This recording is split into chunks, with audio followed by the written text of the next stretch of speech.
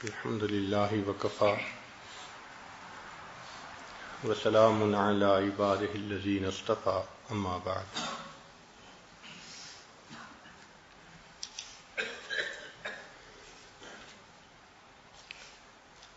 دین کے اعمال میں سے بہت محتم بشان عمل نماز ہے۔ یہ ایک ہدیہ اور تحفہ ہے جو رب کریم کی طرف سے اللہ رب العزت نے اپنے حبیب صلی اللہ علیہ وسلم کو عطا فرمایا۔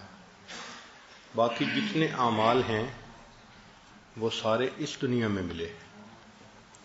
نماز کا عمل ایک ایسا ہے کہ یہ عرشوں پہ ملا،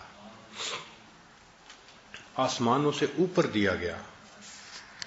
صاف ظاہر ہے کہ جب کوئی مہمان گھر آتا ہے تو انسان اس وقت اس کو بیسٹ تحفہ دیتا ہے۔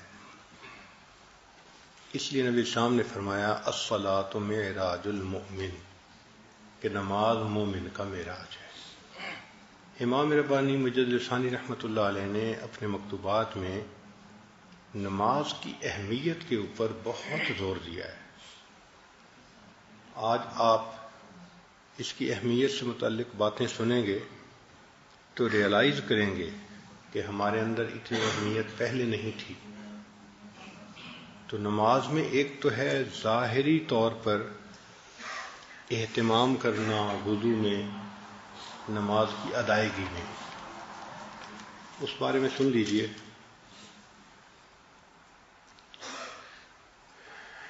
اعمال صالحہ کی بجا آوری کی رعایت میں سعی بلیغ فرمائیں، اور نماز جو کہ دین کا ستون ہے اس کے چند ارکان اور فضائل بیان کیے جاتے ہیں، غور سے سنیں۔ اول، کامل وضو کرنے کے سوا چارہ نہیں۔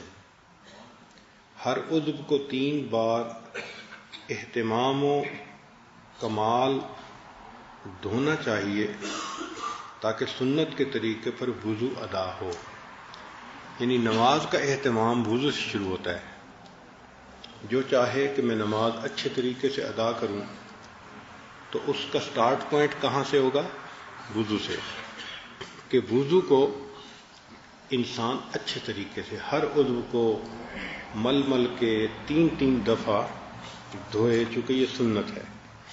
اور سر کا مسح بالاستیاب، یعنی سارے سر کا مسح کرنا چاہیے، اور کانوں اور گردن کے گرد مسح میں خوب احتیاط کرنی چاہیے، اور بائیں ہاتھ کی چھوٹی انگلی سے پاؤں کی انگلیوں کے نیچے کی طرف سے خلال کرنا لکھا ہے، یعنی اس کے ساتھ نیچے سے پاؤں کے تلوے کی طرف سے خلال کرنا چاہیے۔ اس کی رعایت رکھیں۔ مستحب کے بجا لانے کو معمولی نہ سمجھیں، چونکہ بہت سارے سالکین سمجھتے ہیں یہ تو مستحب ہی ہے نا، کوئی بات نہیں۔ فرماتے ہیں کہ مستحب کے بجا لانے کو معمولی نہ سمجھیں، مستحب حق جل و علا کے نزدیک پسندیدہ اور محبوب عمل ہے۔ تو مستحب کی یہی فضیلت کافی ہے کہ وہ اللہ کو پسندیدہ ہے۔ اگر تمام دنیا کے عوض اللہ تعالیٰ کا ایک پسندیدہ اور محبوب فعل معلوم ہو جائے اور اس کے مطابق عمل میسر ہو جائے تو غنیمت ہے۔ یعنی ساری دنیا قیمت میں دینی پڑے اور اس قیمت کے بدلے پتہ چلے کہ یہ عمل اللہ کو محبوب ہے، اور پھر وہ کرنے کی سعادت بھی مل جائے تو یہ سودا سستا ہے۔ اور ہمیں تو کچھ دیے بغیر پہلے ہی نبی علیہ السلام نے بتلا دیا کہ بھئی یہ عمل اللہ کو پسند ہے تو اس لیے کرنا چاہیے۔ اس کا بعین ہی یہی حکم ہے کہ کوئی چند خزف ریزوں یعنی ٹھیکروں سے نفیس جواہر خرید لے اور بے فائدہ جماد یعنی پتھر سے روح کو حاصل کر لے۔ یعنی کوئی بندہ چند پتھر دے کے کسی بندے کو خریدے تو کتنا سستا سودا ہے۔ جماد چند دادم جاں خریدم، بحمد اللہ کے ارزاں خریدم۔ اللہ کی تعریف کہ میں نے بہت سستا سودا کیا ہے۔ تو مستحب کی اہمیت بتا رہے ہیں کہ اس کو آپ لائٹ نہ لیں کہ جی مستحب بھی ہے نا، نہیں۔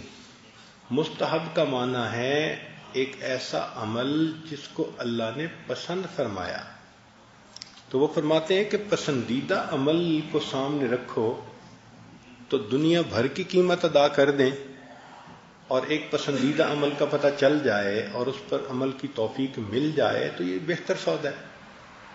تو اس لیے مستحبات کی رعایت کرنی چاہیے۔ کمال طہارت اور کامل وضو کے بعد نماز کا قصد کرنا چاہیے جو مومن کی معراج ہے۔ کوشش کرنی چاہیے کہ فرض نماز با جماعت ادا ہو، بلکہ امام کے ساتھ تکبیر اولی بھی ترک نہیں ہونی چاہیے، اور نماز کو مستحب وقت میں ادا کرنا چاہیے۔ قرات میں مسنون قرات کو مد نظر رکھنا چاہیے۔ رکوع سجود میں بھی طمانینت ضروری ہے کیونکہ فرض ہے، رکوع سجود میں طمانینت ضروری ہے۔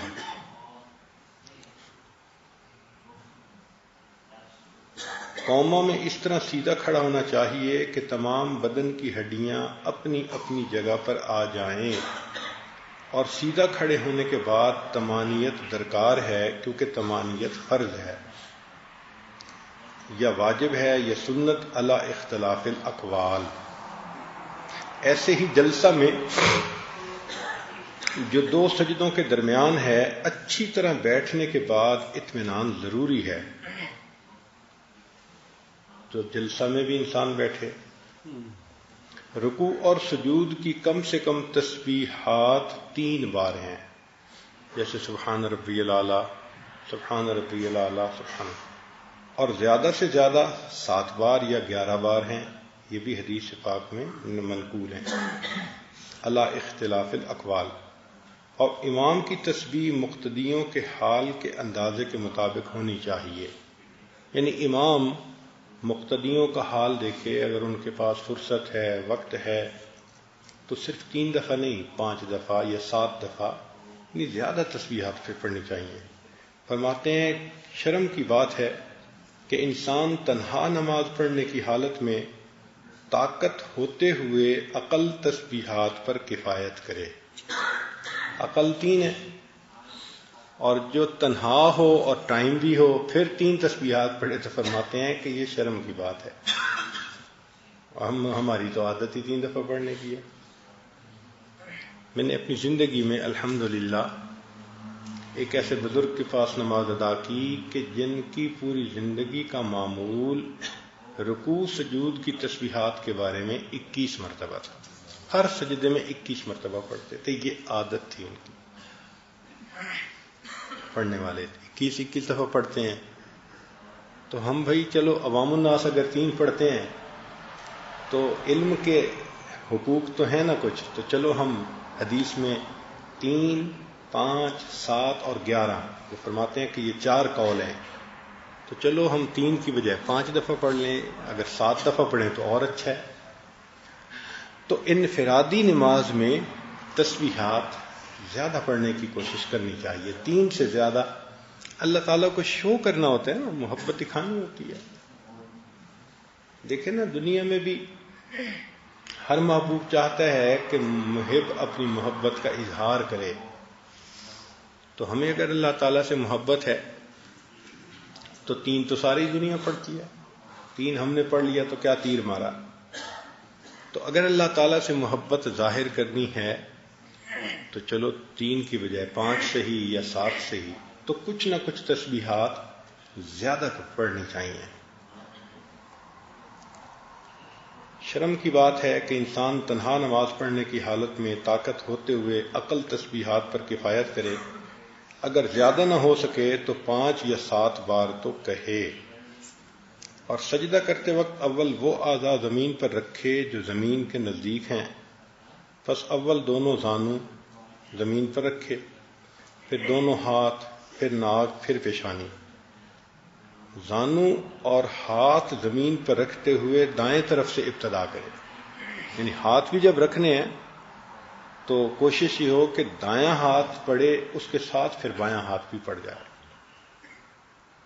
اور سر اٹھاتے وقت اول ان اعضاء کو اٹھانا چاہیے جو آسمان سے نزدیک ہیں، پس پہلے پیشانی اٹھانی چاہیے، یعنی جس ترتیب سے رکھے تھے پھر الٹ ترتیب سے اس کو واپس لانا چاہیے.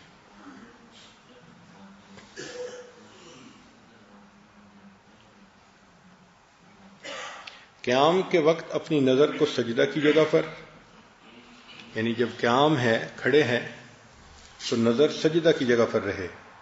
رکوع کے وقت اپنے پاؤں پر، سجدے میں ناک کی نوک پر، اور جلسہ کے وقت اپنے دونوں ہاتھوں پر یا اپنی گود کی طرف نظر رکھنی چاہیے. فرماتے ہیں جب نظر پراگندہ ہونے سے روک لی جائے اور مذکورہ جگہوں پر جما لی جائے تو سمجھ لینا چاہیے کہ نماز بجمعیت اور حضور دل کے ساتھ میسر ہو گئی اور خشوع کے ساتھ ادا ہو گئی.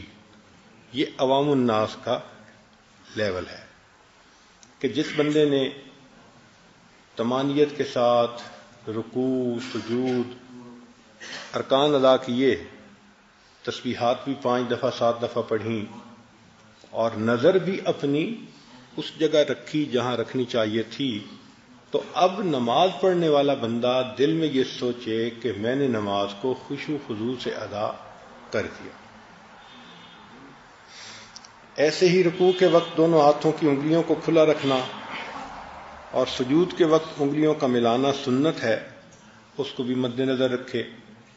انگلیوں کا کھلا رکھنا یا ملانا بے تقریب یا بے فائدہ نہیں. صاحب شرع نے اس میں کئی قسم کے فائدے ملاحظہ فرما کر اس پر عمل کیا. نیز نبی علیہ الصلوۃ والسلام کی مطابعت کے برابر کوئی اور بڑا فائدہ ہو نہیں سکتا.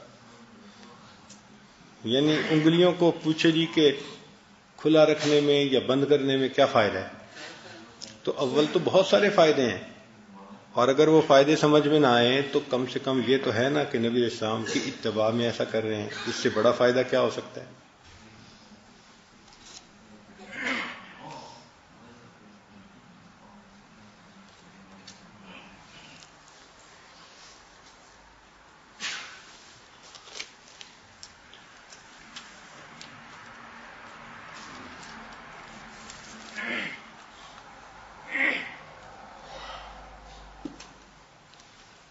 دوسرے مکتوب میں امام ربانی مجدد ثانی رحمۃ اللہ علیہ نے نماز ہی کے بارے میں بات کی ہے، مگر اس میں سمجھایا ہے. تھوڑی سی گہری بات ہوگی، توجہ فرمائیں. جاننا چاہیے کہ نماز میں تکبیر اولیٰ سے اس بات کی طرف اشارہ ہے کہ حق تعالی و تقدس عابدوں کی عبادت اور نمازیوں کی نماز سے مستغنی اور برتر ہے. یعنی پہلی دفعہ جو ہم اللہ اکبر کہتے ہیں تو پہلی اللہ اکبر کا کیا میننگ ہے کہ عبادت کرنے والے جتنے عبادت کرتے ہیں، یہ نمازیں پڑھنے والے جتنی نمازیں پڑھتے ہیں، ان کی عبادتوں اور ان کی نمازوں سے اللہ کی شان بہت بلند ہے. اس احساس کے ساتھ شروع میں اللہ اکبر کہتے ہیں. بات سمجھ گئے کہ تکبیر اولیٰ کے وقت کیا کیفیت ہونی چاہیے؟ یہ کیفیت ہو کہ فرماتے ہیں کہ حق تعالی و تقدس عابدوں کی عبادت اور نمازیوں کی نماز سے مستغنی اور برتر ہیں، اور وہ تکبیریں جو ہر رکن نماز کے بعد ہیں وہ اس امر کے رموز و اشارات ہیں کہ یہ جو رکن ادا ہوا ہے وہ اس قابل نہیں کہ اس کو حق تعالی کی بارگاہ کی عبادت کے لائق کہا جا سکے. اب مثال کے طور پر کہ انسان اللہ اکبر کہہ کے قیام کرتا ہے.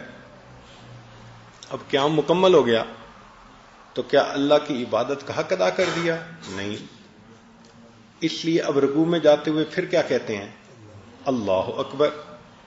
کہ جو عبادت کی وہ یعنی اس قابل نہیں کہ اس کو کہیں کہ اللہ کی شان کے مطابق ہے، اس لیے اللہ اکبر. لیکن رکوع کے اندر تسبیح جو پڑھتے ہیں وہ کچھ اور ہے. کیا ہے؟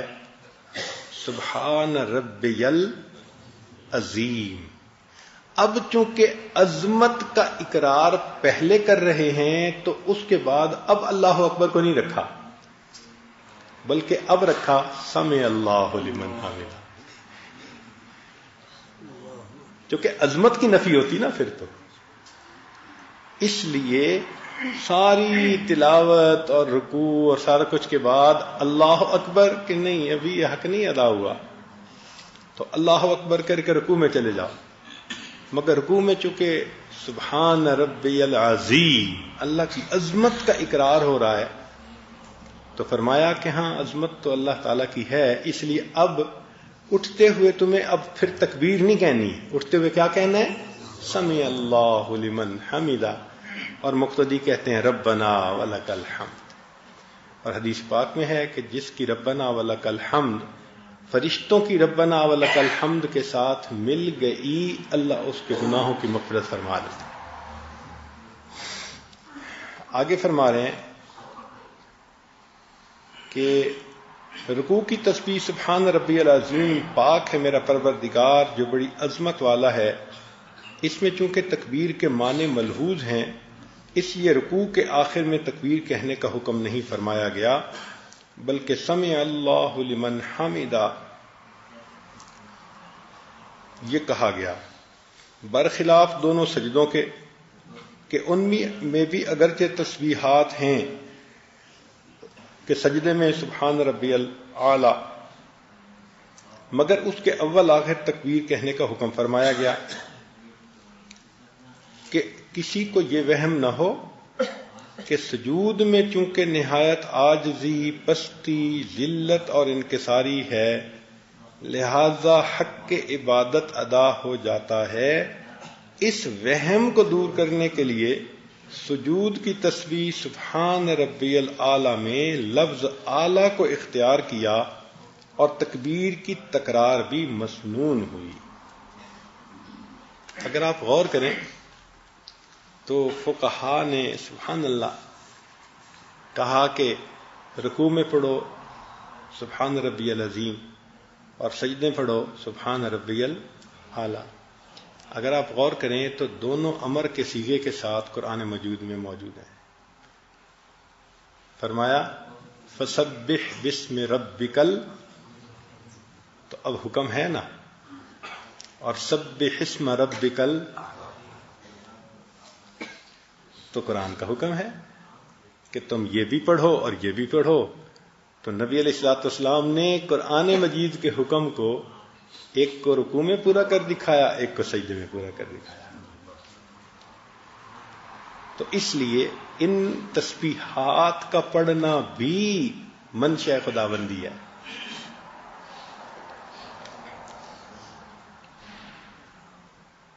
چونکہ نماز مومن کی معراج ہے، اس لیے نماز کے آخر میں ان کلمات کے پڑھنے کا حکم صادر فرمایا جن کے ساتھ نبی علیہ السلام شب معراج میں مشرف ہوئے تھے. لہذا نبی نمازی کو چاہیے کہ اپنی نماز کو اپنے لیے اعلی معراج بنائے.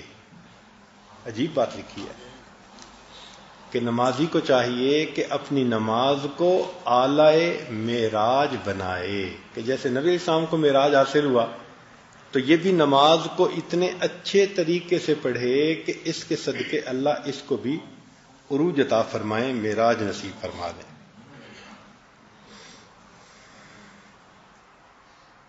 اور نماز ہی میں انتہائی قرب خداوندی ڈھونڈے.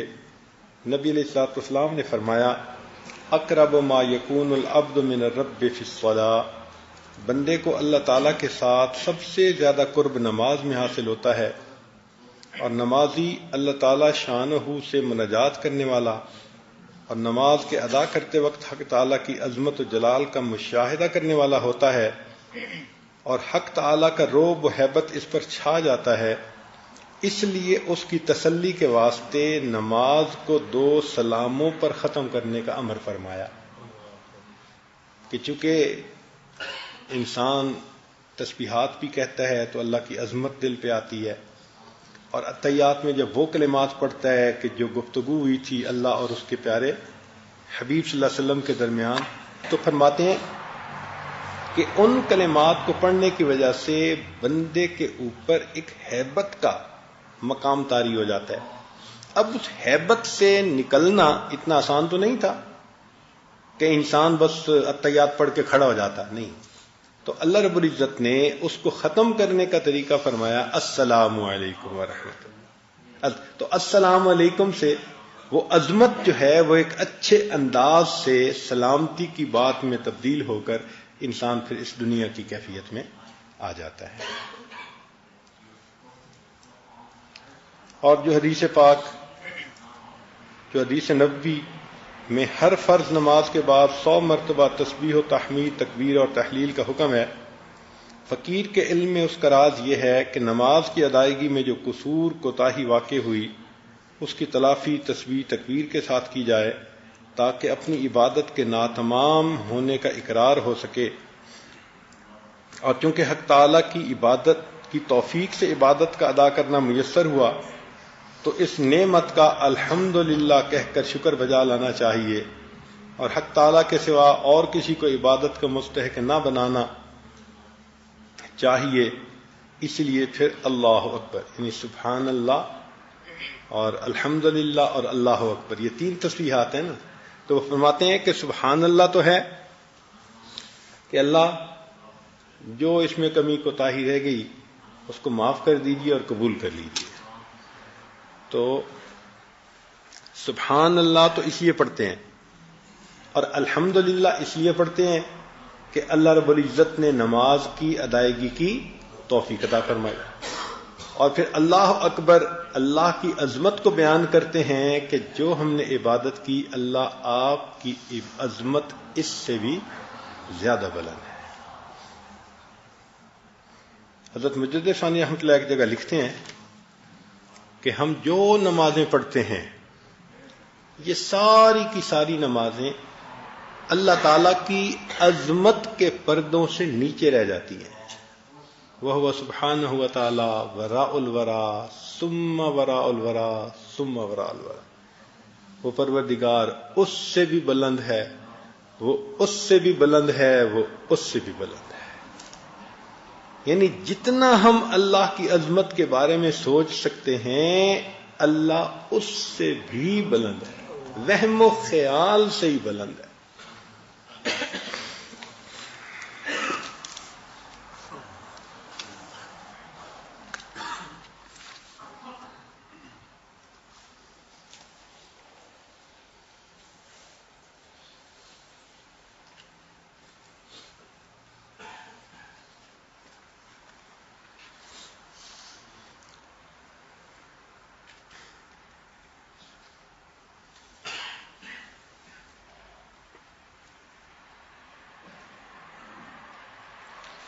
یہاں پر ایک اور بات فرماتے ہیں کہ مومن کے اوپر نماز میں جو تجلی وارد ہوتی ہے وہ سلام پھیرنے کے بعد فوراً ختم نہیں ہوتی. فرماتے ہیں اس میں شبہ بخالت ہے کہ جب تک تم نماز کے کلمے پڑھ رہے ہو تو ہم چہرہ دکھا رہے ہیں اور تم نے سلام کیا تو ہم نے پردہ ڈال لیا. فرماتے ہیں کہ نمازی سلام پھیرنے کے بعد اپنی جگہ پر جتنی دیر رہتا ہے وہ تجلی اسی طرح رہتی ہے.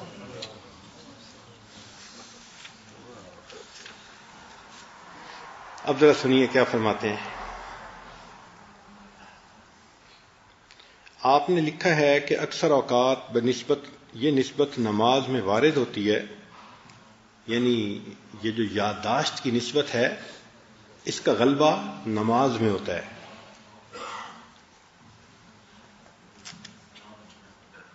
خاص طور پر اس فرض نماز میں جو کہ جماعت سے ادا کرتا ہے، اور نماز سے فارغ ہونے کے بعد جب تک نماز کی جگہ میں پابند بیٹھا رہتا ہے وہ حالت بھی بدستور باقی رہتی ہے. اس کے بعد پوشیدہ ہو جاتی ہے. میرے مخدوم، نماز جو کہ مومن کی معراج ہے، اصل کے ظہور کا مقام اور حالت معراجیہ کا نمونہ ہے. حدیث الساجد یسجد علی قدمی اللہ، سجدہ کرنے والا اللہ تعالیٰ کے قدموں پہ سجدہ کر رہا ہوتا ہے، بس اس کی طلب و شوق کرنا چاہیے۔ حدیث شریف میں آیا ہے کہ اللہ تعالیٰ کے نزدیک بندہ کی کوئی حالت اس سے زیادہ پسندیدہ نہیں کہ اللہ تعالیٰ اس بندے کو اپنا چہرہ خاک آلود کر کے سجدہ کرتے ہوئے دیکھے۔ یہ سب سے پسندیدہ حالت ہے بندے کی۔ حدیث شریف میں آیا ہے کہ جب بندہ اپنی نماز میں داخل ہوتا ہے تو اللہ تعالیٰ اپنی ذات سے اس کی طرف متوجہ ہوتا ہے، پس اس بندہ سے رخ نہیں پھیرتا یہاں تک کہ وہ بندہ اپنا رخ نہ پھیر لے۔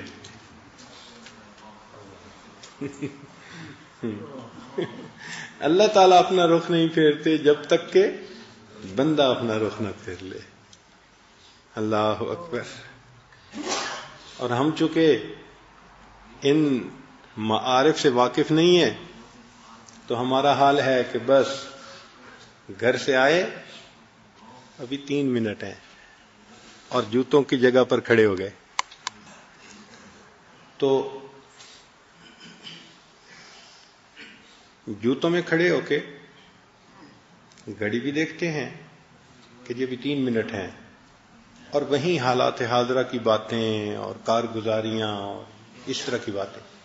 مسجد میں نماز کے وقت سے پہلے داخل ہونے والی عادت ختم ہوتی جا رہی ہے۔ یہ ایک سنت ہے کہ انسان نماز کے انتظار میں بیٹھے۔ یہ سنت پر عمل آج بہت کم ہو گیا ہے۔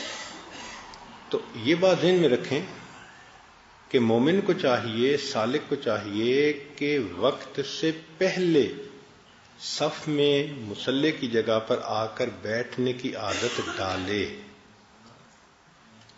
وقت سے پہلے مصلی پہ آ کے بیٹھنے کی، دیکھیں جب کسی سخی کے دروازے سے کچھ ملنا ہوتا ہے نا تو فقیر کوشش کرتے ہیں کہ میں سب سے پہلے جا کے بیٹھوں، کیونکہ سب سے پہلے جا کے بیٹھنے والا زیادہ اپنی احتیاط شو کر رہا ہوتا ہے۔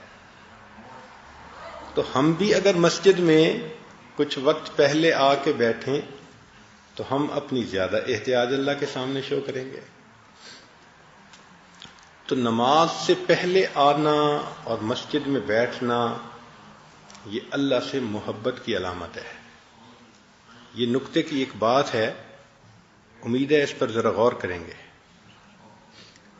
نماز سے کچھ وقت پہلے، جماعت سے کچھ وقت پہلے، 5 منٹ، 7 منٹ، 10 منٹ، جتنا وقت ہے، تو نماز سے کچھ وقت پہلے آ کر جگہ پر بیٹھنا یہ کس کی نشانی ہے؟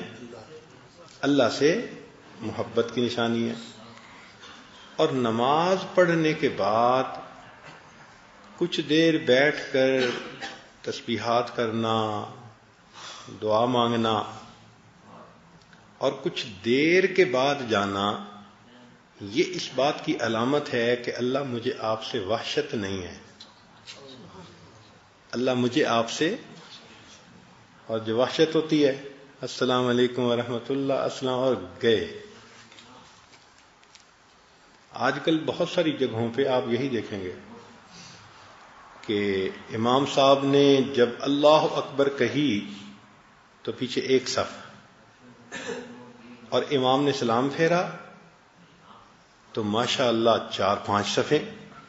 اس کا مطلب یہ کہ ایک صف والے تھے جنہوں نے یہ شو کیا کہ اللہ ہمیں آپ سے محبت ہے، چونکہ آپ سے ملاقات کا وقت ہے تو ہم پہلے آ کے بیٹھ رہے ہیں، ہم آپ سے محبت کرتے ہیں نا، تو اظہار محبت کر رہے ہیں۔ اور باقی جو 4 صفیں تھیں وہ عین موقع پہ آئے۔ اور پھر اس کے بعد ہوتا کیا ہے کہ جو مقتدی سلام پھیرتا جاتا ہے وہ بغیر کسی اور کلمہ کے پڑھے اٹھ کے چلنا شروع کر دیتا ہے۔ ہم نے بہت سارے عرب ملکوں میں یہ عادت دیکھی ہے۔ آپ جدہ میں دیکھیں، دبئی میں دیکھیں، جب امام شروع میں نماز پڑھے گا تو ایک صف، نماز پڑھنے والے ہیں کتنے ہیں؟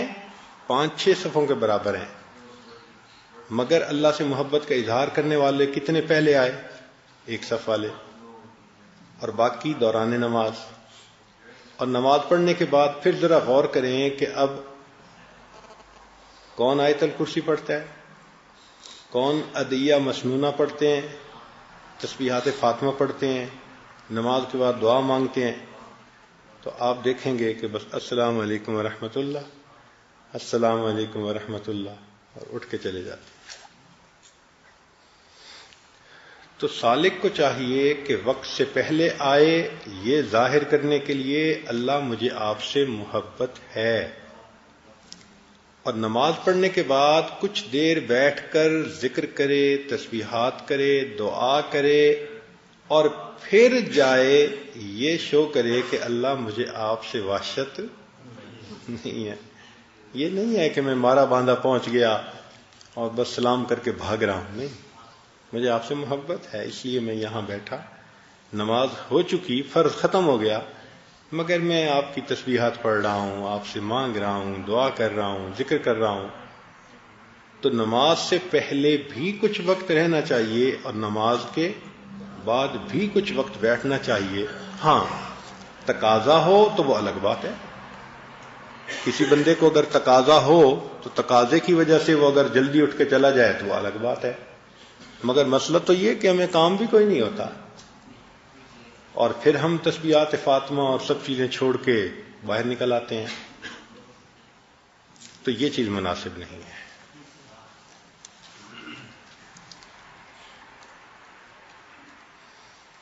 حدیث شریف میں آیا ہے کہ جب بندہ اپنی نماز میں داخل ہوتا ہے تو اللہ تعالیٰ اپنی ذات سے اس کی طرف متوجہ ہوتا ہے، پس اس بندہ سے رخ نہیں پھیرتا یہاں تک کہ وہ بندہ اپنا رخ پھیر لے یا کوئی بری بات کہے. پھر فرض نمازوں کی خصوصیت تو علیحدہ ہے، اور جماعت نور علی نور ہے. نبی علیہ الصلوۃ والسلام نے ارشاد فرمایا، بے شک ان لوگوں کے لیے جو اندھیروں میں مسجد کی طرف جاتے ہیں قیامت کے روز ایک بلند نور کے ساتھ روشنی کرے گا. حدیث شریف میں ہے کہ اندھیروں میں مساجد کی طرف چلنے والے وہی لوگ ہیں جو اللہ تعالیٰ کی رحمت میں داخل ہونے والے ہیں. حدیث شریف میں ہے کہ جب کوئی بندہ جماعت میں نماز پڑھتا ہے پھر وہ کسی حاجت کا سوال کرتا ہے تو اللہ تعالیٰ غیرت کرتا ہے کہ وہ بے مراد واپس لوٹے، اس لیے اس کی حاجت کو اللہ تعالیٰ پورا فرما دیتا ہے. حدیث شریف میں ہے کسی شخص کا اپنے گھر میں نماز پڑھنے کا ثواب ایک نماز کے برابر ہے، اور محلے کی مسجد میں نماز پڑھنا 25 نمازوں کے برابر ہے، اور جامع مسجد میں نماز پڑھنا 500 نمازوں کے برابر ہے. مسجد اقصی میں نماز پڑھنا 5000 نمازوں کے برابر. میری اس مسجد میں نماز پڑھنا 50,000، اور مسجد حرام میں نماز پڑھنا 1,00,000 نمازوں کے برابر ہے. حدیث شریف میں ہے کہ جس شخص نے ان 5 نمازوں کو جماعت کے ساتھ ادا کرنے پر محافظت کی وہ پل صراط پر سے چمکنے والی بجلی کی مانند گزرنے والوں میں سب سے پہلا شخص ہوگا، اور اللہ تعالیٰ اس کا حشر سابقین کے ساتھ کریں گے.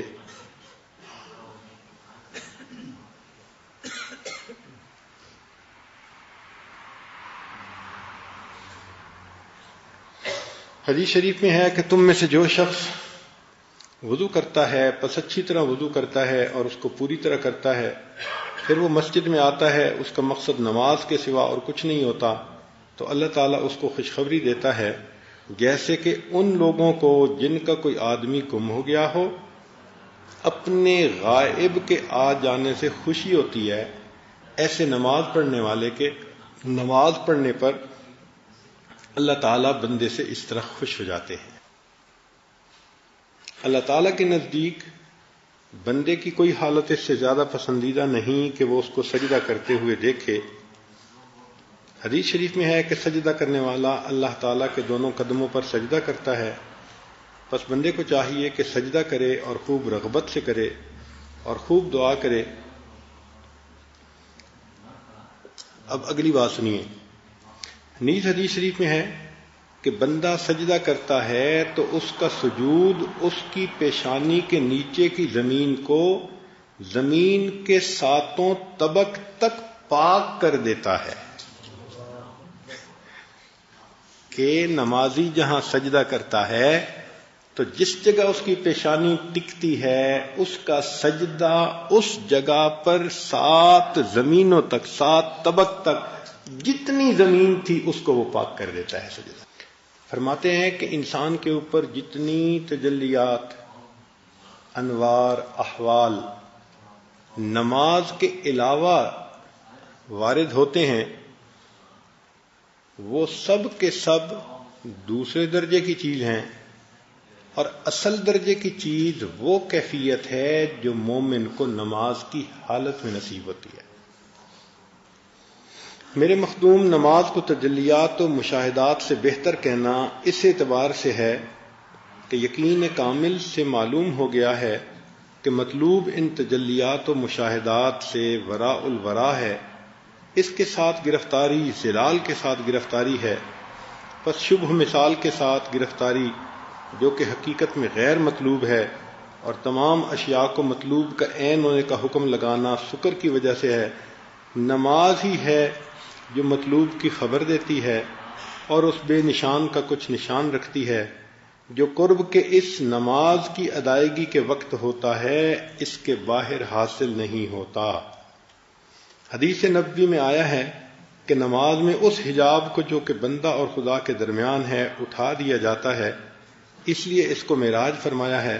پر جس قدر کوشش اس نماز کی تکمیل میں کی جائے، یہ اس نسبت کی تکمیل میں کوشش ہے کہ یہ تجلیات و مشاہدات جس کی گرد کو نہیں پہنچتے، یعنی یہ تجلیات و مشاہدات جو عام ہوتے ہیں یہ گرد راہ کو نہیں پہنچ سکتے جو قرب انسان کو نماز میں حاصل ہوتا ہے۔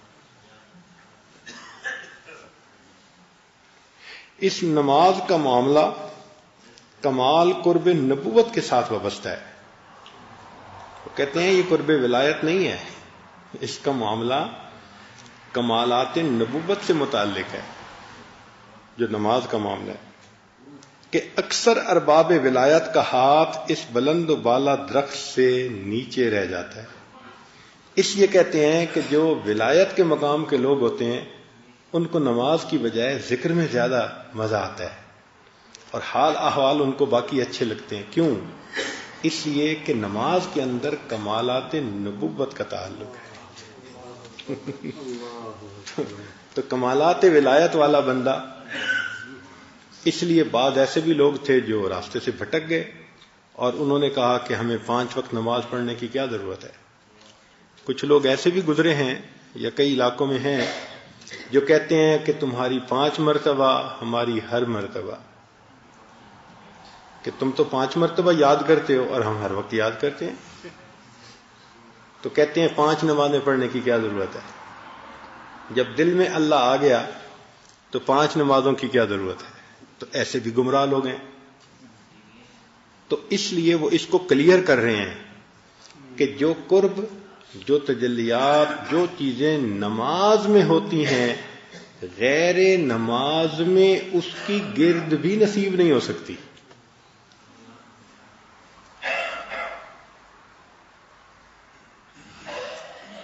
اکثر ارباب ولایت کا ہاتھ اس بلند و بالا درخت سے کوتا ہے، انہیں تمام ورق پلٹ دینا چاہیے تاکہ معاملہ اس سے اس تک پہنچ جائے، اور اس کا قرب جدا ہے اور اس کے علوم اور اسرار علیحدہ ہیں۔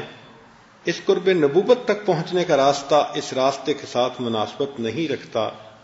وہ ایک شاہراہ ہے کہ انبیاء علیہ السلام اور ان کے اصحاب اور نیز اس امت کے خال خال افراد کس راستے سے مطلوب تک پہنچے ہیں۔ فرماتے ہیں کہ نماز ایک دل ربا معشوق ہے، گویا اس کی صورت زیبا کو عالم مجاز میں ان مخصوص ارکان کے ساتھ دکھایا گیا ہے، اور اس کی خوبصورتی کی اداؤں کو اس خشوع و آداب کے ساتھ ظاہر کیا گیا ہے۔ جو شخص کے اس صورت کے ساتھ گرفتار اور فریفتہ نہ ہو وہ ان ارکان کی حقیقت کو کیا پائے گا، اور جو شخص کے ان اداؤں کا والا اور شیفتہ نہ ہو جائے وہ اس خشوع و طمانیت کا کیا ادراک کرے گا۔ مختصر یہ کہ اس کی لطافتیں اس سے کہیں زیادہ بلند ہیں کہ اس فضول گو کی زبان پر جاری ہوں، اور اس کی خوبیاں اس سے بہت برتر ہیں کہ اس بلحوث کا قلم اس کی ترجمانی کا خیال کرے، لیکن اس دولت عظمیٰ کے اہل حضرات کے پاکیزہ انفاس سے بہت امیدیں اور ان کی محبت و خدمت کی برکت سے بہت بشارتیں رکھتا ہوں۔ یہاں پر ایک اور بات لکھتے ہیں جو واقعی بہت عجیب معرفت ہے، امید ہے کہ آپ اس کو بہت توجہ کے ساتھ سنیں گے۔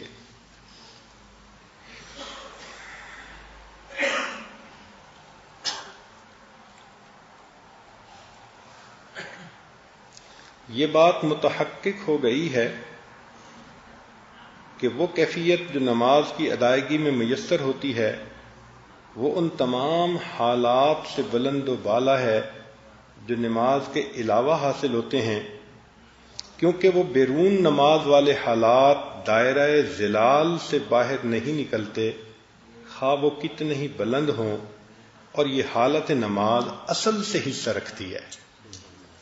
تو امام ربانی مجدد السلام فرماتے ہیں کہ نماز کے علاوہ جتنے ہمیں احوال، کیفیات، تجلیات، مشاہدات ہوتے ہیں وہ ظلال سے تعلق رکھتے ہیں، اور نماز کے اندر کی جو کیفیت ہے وہ اصل سے تعلق رکھتی ہے۔ جیسے ایک انسان اور ایک انسان کا سایہ، تو انسان اصل ہے اور سایہ اس کا ظل ہے۔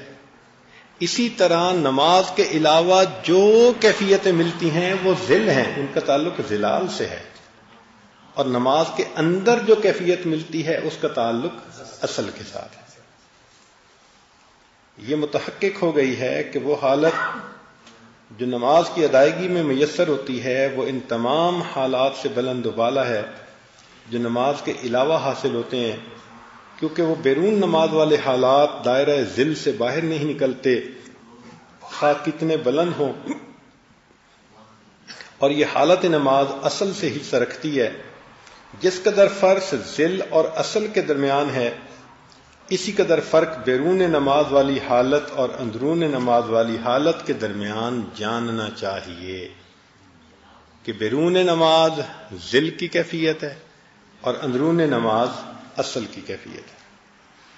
یہ فقیر مشاہدہ کرتا ہے کہ جو حالت اللہ تعالیٰ کی عنایت سے موت کے وقت ظاہر ہوگی وہ نماز کی حالت سے بھی بلند ہوگی، کیونکہ موت احوال آخرت کے مقدمات میں سے ہے، اور جی چیز آخرت کے قریب ہے وہ اتم اور اکمل ہے، کیونکہ یہاں دنیا میں ظہور صورت ہے، یعنی ظاہری کیفیت، اور آخرت میں ظہور حقیقت ہے، ان دونوں میں بہت بڑا فرق ہے۔ اور ایسے ہی وہ حالت جو اللہ جل سلطانہ کے کرم سے برزخ صغریٰ یعنی قبر میں میسر ہوگی، وہ اس حالت سے بڑھ کر ہوگی جو موت کے وقت ہوتی ہے۔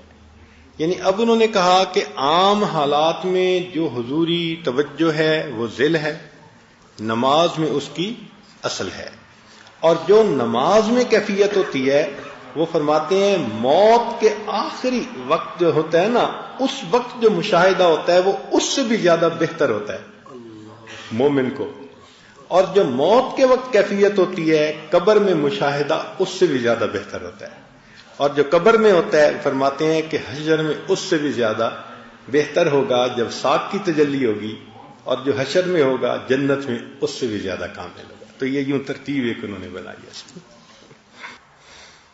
حاصل کلام یہ ہے کہ دنیا آخرت کی کھیتی ہے، اس جگہ مطلوب کو تلاش کرنا، اپنے آپ کو پریشان کرنا یا غیر مطلوب کو مطلوب جاننا، چنانچہ اکثر لوگ اس میں گرفتار ہیں اور اپنے خواب و خیال میں محو آرام ہیں۔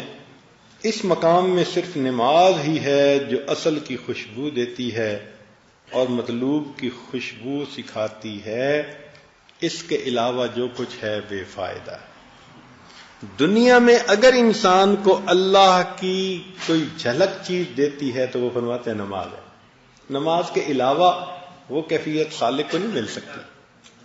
یعنی کتنا وضاحت کے ساتھ نماز کی اہمیت کو بیان کیا ہے۔ حالانکہ پہلے جو جاہل صوفیات تھے وہ تو کہتے تھے جی کہ نماز تو وہ پڑھیں کہ جنہوں نے 5 وقت یاد کرنا ہو، اور ہم تو ہر وقت یاد کرتے ہیں، لہذا تمہاری 5 مرتبہ ہماری ہر مرتبہ۔ تو ان کی نفی کی ہے کہ بھئی تمہیں ذکر اذکار میں غیر نماز میں جو کیفیتیں بھی حاصل ہوتی ہیں وہ سب ظلال ہیں، اور جو نماز میں ہے وہ اصل ہے، اور نماز سے زیادہ موت کے قرب میں جو کیفیت ہے وہ اس سے بھی اصل ہے، اور جو قبر میں ہے وہ اس سے بھی اصل ہے، جو حشر میں ہوگی یکشف عن ساق وہ اس سے بھی، اور جو جنت میں ہوگی وہ اس سے بھی اصل ہے۔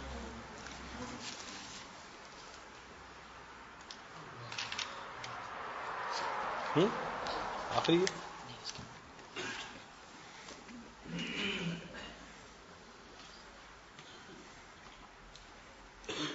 سبحان اللہ، کیا عجیب بات لکھی ہے۔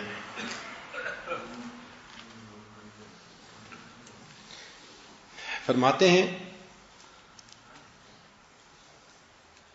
کہ 5 ارکان میں سے نماز رکن دوم ہے جو تمام عبادات کی جامع ہے، اور ایک ایسا جزو ہے جس نے اپنی جامعیت کی وجہ سے کل کا حکم پیدا کر لیا ہے اور تمام مقرب اعمال پر سبقت لے گئی ہے، اور وہ دولت رویت جو نبی علیہ السلام کو شب معراج بہشت میں میسر ہوئی تھی، دنیا میں نزول فرمانے کے بعد اس جہان کے مناسب آپ کو وہ دولت نماز میں میسر ہوتی تھی۔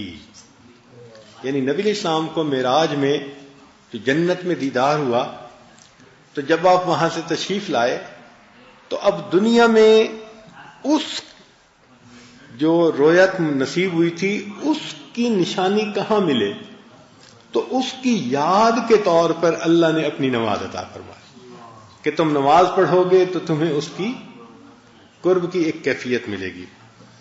تو فرماتے ہیں اس لیے آنس صلی اللہ علیہ وسلم نے فرمایا الصلاۃ معراج المؤمن، اس لیے فرمایا کہ بندہ اپنے رب کے ساتھ نماز میں سب سے زیادہ قریب ہوتا ہے۔ اب ذرا سنیے گا، آپ علیہ السلام کے قابل تابعداروں کو بھی اس جہان میں اس دولت کا بہت سا حصہ نماز میں حاصل ہے۔ یعنی وہ جو معراج کی تھی نا دولت، اس کا بہت سارا حصہ کس میں حاصل ہوتا ہے؟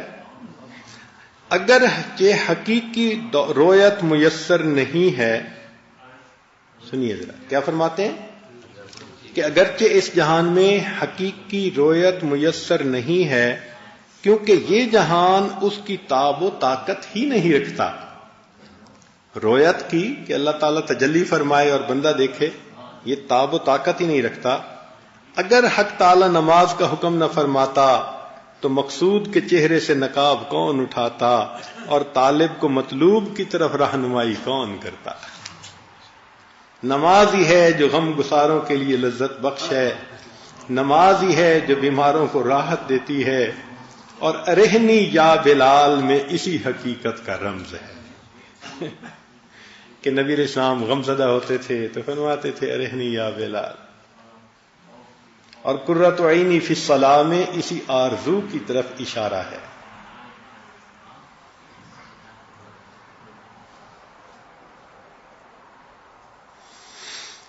آگے فرماتے ہیں وہ ذوق و مواجید، علوم و معارف، احوال و مقامات، انوار و الوان، تلوینات و تمکینات، بے قراری و اطمینان، تجلیات متکیفہ و غیر متکیفہ، اور ظہورات متلونہ و غیر متلونہ، ان میں سے جو کچھ نماز کے علاوہ اوقات میں میسر ہوں اور نماز کی حقیقت سے آگاہی کے بغیر ظاہر ہوں، ان سب کا منشا ظلال ہے، وہ ذل سے تعلق رکھتے ہیں بلکہ وہم و خیال سے پیدا ہوئے ہیں۔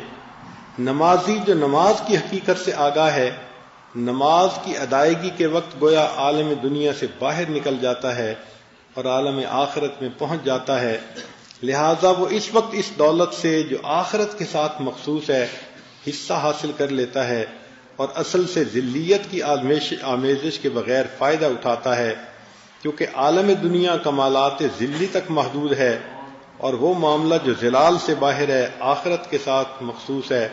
پس معراج سے چارہ نہ ہوگا، اور وہ مومنوں کے حق میں نماز ہے، اور یہ دولت اس امت کے ساتھ مخصوص ہے جو اپنے پیغمبر اسلام کی مطابعت کے سبب جو شب معراج میں دنیا سے آخرت میں تشریف لے گئے اور بہشت میں پہنچ کر اللہ تعالیٰ کی رویت کی دولت سے مشرف ہوئے، لہذا یہ امت بھی اس کمال کے ساتھ مشرف اور اس سعادت سے فیض یاب ہوئی۔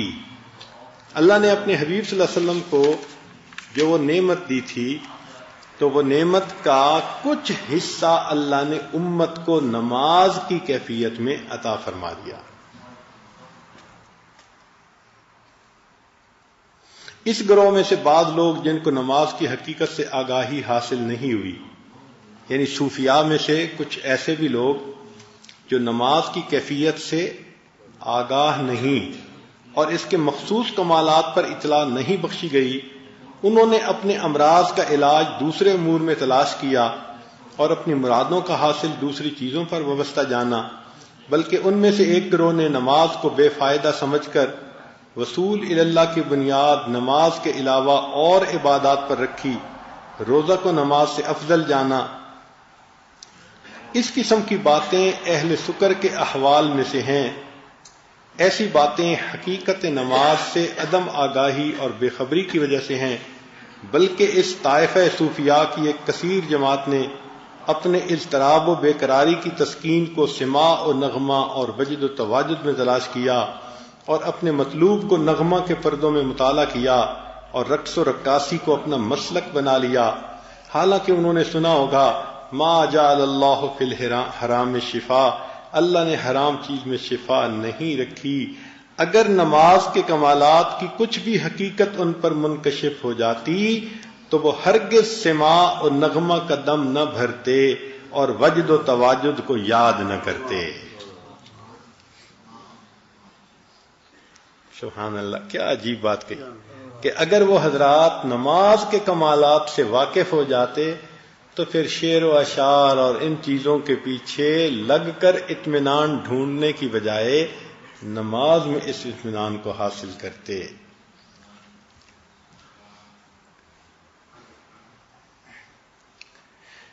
اللہ اکبر۔ اللہ رب العزت ہمیں نماز کی حضوری عطا فرمائے۔ اور ہے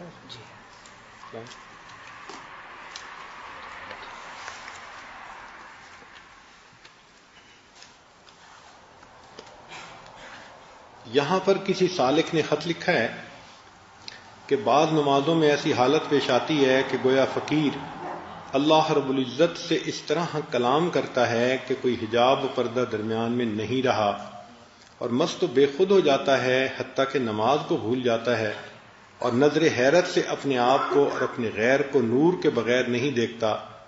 اسی اثناء میں خود پر قابو پا کر ہوش میں آ جاتا ہے، اچانک رکت و عاجزی غالب آ جاتی ہے اور یہی حالت قرآن مجید کی تلاوت اور دوسری عبادات میں پیش آتی ہے۔ یہ اس نے سوال پوچھا تھا۔ اے سعادت کے آثار والے، یہ کیفیت جو آپ کو پیش آئی یہ اعلیٰ کیفیت اور مبارک حالت ہے۔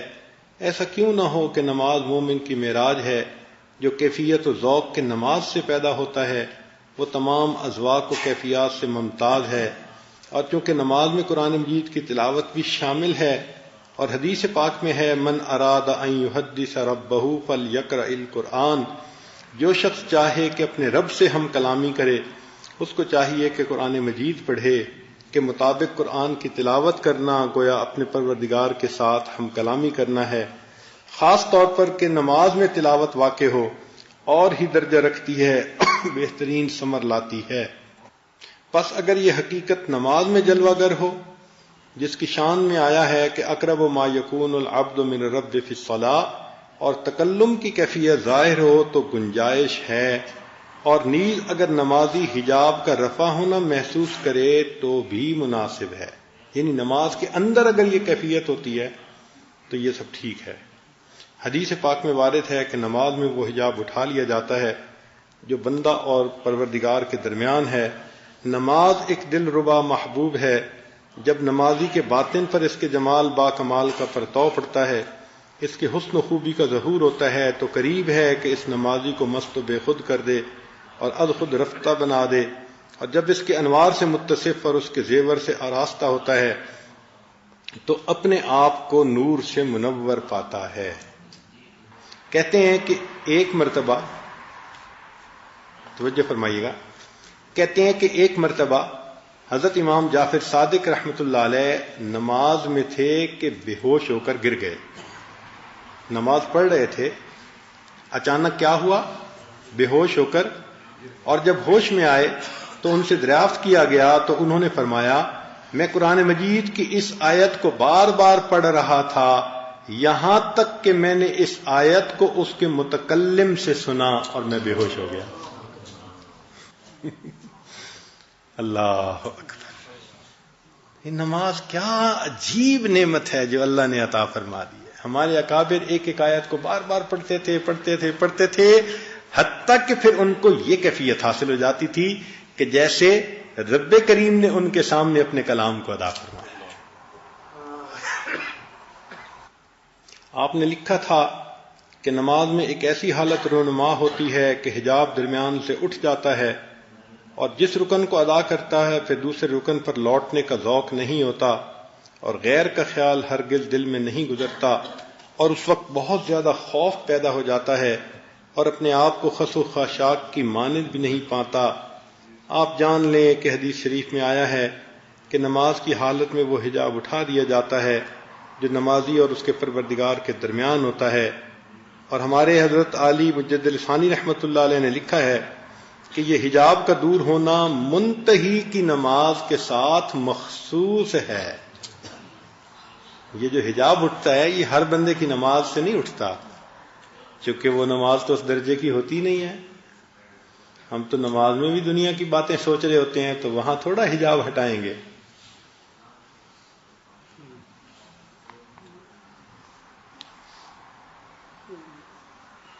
یہ حجاب کا دور ہونا منتہی کی نماز کے ساتھ مخصوص ہے. اس نعمت عظمیٰ پر اللہ کا شکر بجا لائیں اور اس کی کیفیت کے زیادہ ہونے پر کوشش کریں.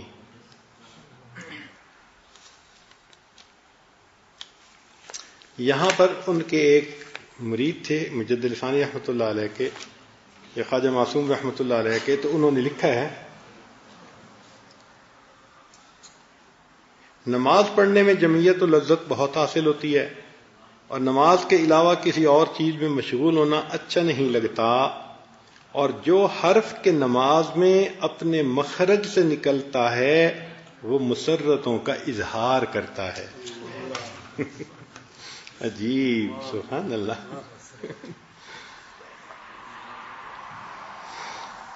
سبحان اللہ. جنہوں نے اپنی نمازوں کو بنایا ہے پھر وہ انجوائے کرتے ہیں نمازوں کو. نماز پڑھنے میں جمعیت و لذت بہت حاصل ہوتی ہے، نماز کے علاوہ کسی اور چیز میں مشغول ہونا اچھا نہیں لگتا، اور جو حرف کے نماز میں اپنے مخرج سے نکلتا ہے وہ مسرتوں کا اظہار کرتا ہے. وہ اس وقت میں اس حقیر کو گویا ایک جگہ سے دوسری جگہ لے جاتا ہے. اس بات نے بہت مسرور کیا اور باطنی لذتیں بخشیں. یہ آج کی اس مجلس کی آخری عبارت ہے، مگر اس میں ایک خاص نکتہ ہے تو یہ عاجز چاہتا ہے کہ آپ اس کو بہت ہی توجہ کے ساتھ سنیں. فرماتے ہیں کہ ابتداً مبتدی کو نفلی نمازوں کے ادا کرنے میں لذت بخشتے ہیں. ابتداً جو سالک ہوتا ہے، مبتدی ہم جیسا، تو اس کو نفلوں کے پڑھنے میں بہت مزہ آتا ہے. تو مبتدی کو ابتدا میں نفلوں کے پڑھنے میں لذت بخشتے ہیں. بعد اذان نہایت النہایت میں پہنچ کر لذت کی یہ کیفیت فرضوں کی ادائیگی سے متعلق ہو جاتی ہے اور بندہ اپنے نوافل کے ادا کرنے میں اپنے آپ کو بیکار جانتا ہے. اس کے نزدیک فرضوں کو ادا کرنا بڑا اہم کام ہو جاتا ہے. کہ مبتدی حضرات کو تو نفلوں میں لذت بخشتے ہیں تو وہ اشراق اور چاشت اور تہجد اور اوابین وہ فرماتے ہیں، لیکن جو نہایت النہایت میں پہنچتے ہیں ان کو جو مزہ فرض نماز میں دیتے ہیں پھر نفلوں کی لذت اس کے سامنے کوئی حیثیت ہی نہیں رکھتی. جاننا چاہیے کہ وہ لذت جو عین نماز کی حالت میں حاصل ہوتی ہے اس میں نفس کا کچھ بھی فائدہ نہیں، بلکہ عین اس لذت کے وقت نفس نالا و فغاں میں ہوتا ہے. سبحان اللہ، کیا بلند مرتبہ ہے. ہم جیسے بلحوث اس قسم کی باتوں کو کیا سمجھیں اور نیز جان لیں کہ دنیا میں نماز کا مرتبہ آخرت میں رویت باری تعالی کے مرتبہ کی مانند ہے. تو دنیا میں مومن جیسی نماز پڑھتا ہوا جائے گا تو جنت میں اس کو اللہ کی رویت کا وہی مرتبہ حاصل ہوگا. کیسے؟ کہ اگر بندہ دنیا میں نماز پڑھتا ہے اور اس میں ادھر ادھر کے خیالات آتے رہتے ہیں تو خیالات والی نمازیں پڑھ کے جو لو بندہ دنیا سے جائے گا تو فرماتے ہیں کہ جنتی بھی ہوا تو جنت میں اللہ اس کو اپنا دیدار عطا فرمائیں گے، مگر اس کے خیالات کی وجہ سے ذات کے اوپر صفات کے پردے عطا فرما دیں. جو بغیر خیال کے دنیا میں نماز پڑھنے کی عادت حاصل کر لے گا، ایسی نماز کہ جس میں دنیا کا کوئی خیال نہ ہو، تو فرماتے ہیں کہ اس بندے کو جو جنت میں رویت عطا فرمائیں گے تو وہ رویت ذات ہوگی، اس کے اوپر صفات کا کوئی پردہ نہیں. تو آج ہم اس چیز کو سوچیں کہ ہم جنت میں اللہ رب العزت کے دیدار کس حالت میں کرنا چاہتے ہیں. تو اگر کرنا چاہتے ہیں تو یہ دنیا کی نماز اس کا ریفلیکشن ہے. یہاں نماز بنا لیں، وہاں اسی درجے کو پا لیں. تو نماز تو پڑھنی ہے. اب جتنے لوگ یہاں موجود ہیں نماز تو پڑھتے ہی ہیں، فرق تو ہے نا کہ دل کی توجہ کے ساتھ پڑھیں. اہمیت ہو تو پھر توجہ بھی بڑھ جاتی ہے، انسان کوشش بھی کرتا ہے. تو ہمارے اکابر کو دیکھیں کہ کس طرح انہوں نے سالک کے دل میں ایک فرض کی اہمیت کو پیدا کیا. اب اس مجلس کے انعقاد سے پہلے نماز تو آپ پڑھتے تھے، لیکن جو اہمیت اب دل میں نماز کی آئی ہے اس سے پہلے تو نہیں تھی نا. تو ہم دعا مانگتے ہیں کہ اللہ تعالی ہمیں بھی نماز کی وہ کیفیت عطا فرما دے جس کو معراج المومن کہا گیا. وآخر دعوانا ان الحمد للہ رب العالمین. سبحانک اللہ